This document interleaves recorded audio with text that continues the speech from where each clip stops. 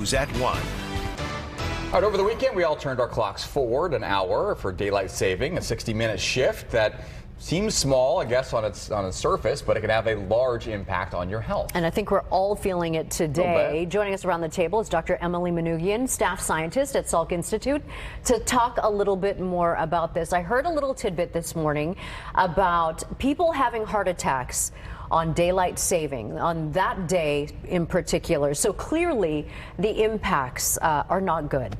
Yeah, absolutely. So that 1 hour shift can actually increase rates of obesity. It leads to heart attacks and stroke. It also leads to increase in car accidents because we aren't quite as mentally there, and our motor coordination isn't quite as good. And as we all know, we're also a little bit moodier on that day as well. Yeah. I mean, it's just 1 hour. Right? We have days where we lose an hour, gain an hour. Yeah. Like, why is it so significant, and what can we do maybe to try to counteract it? Yeah, so it's not just that you're getting an hour less of sleep, it's that you're shifting your whole body's schedule.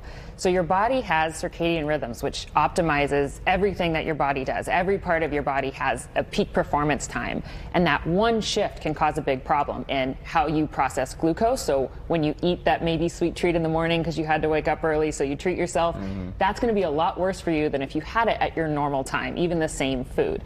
Similarly, you see this increase of heart attacks because the stiffness of your arteries, when plaques build up, all those things have a specific time of day that they happen, and that shift forward leads to this misalignment of events where it can just push you over the edge. So that 1 hour actually has a really big impact. Wow. Literally just told you this morning, had a full dinner Right. at breakfast time this morning for the first time in quite a while. What can we do to counteract it, really? And, you know, we voted to get rid of this a long time ago. Yeah, so to counteract it, if you can prepare ahead of time, trying to shift yourself like 15 to 20 minutes each day over a couple days will make it a lot easier on your body to make the adjustment. But as of today, you know, just trying to stick to the new schedule as much as possible. So eating at the right time, not eating later, you know, getting to bed early. If you can get a little extra sleep tonight to try to compensate for that sleep loss, that can be extra helpful as well. The law was passed to try to stop this.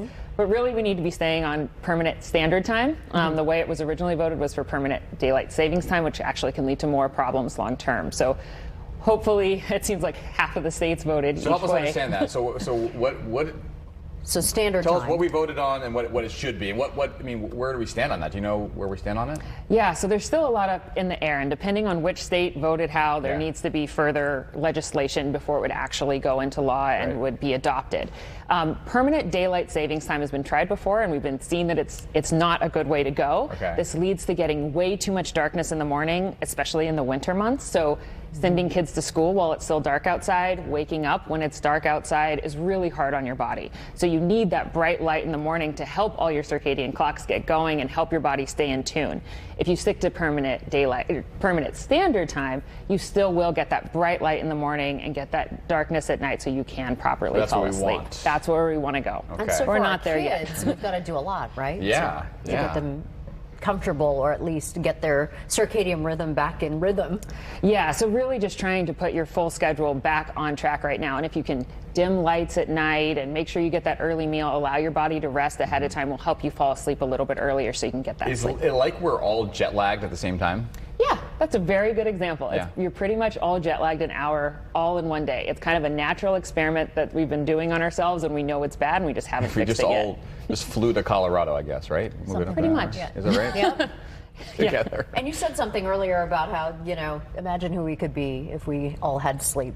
Yeah, if we all got proper sleep and were on our proper schedules, we would be much more positive. Our bodies would be working much better. We'd probably be better versions of ourselves. Are you part of any effort to try to get us on daylight standard? I mean, not daylight standard time.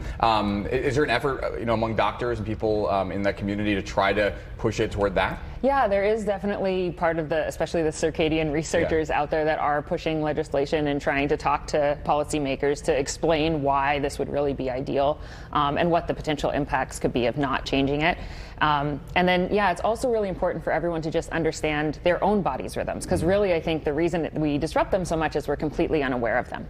And so our lab actually has developed a smartphone app called My Circadian Clock, where you can document everything you eat, when you sleep, when you exercise, you can see the patterns within your own body and your lifestyle, and then you can try to optimize them yourself. Wonderful. All right. Download that right now. Absolutely. Very good. Emily, thank you so much. Thank you so much for having me. We appreciate it. Good insight and help us get through these next couple days here.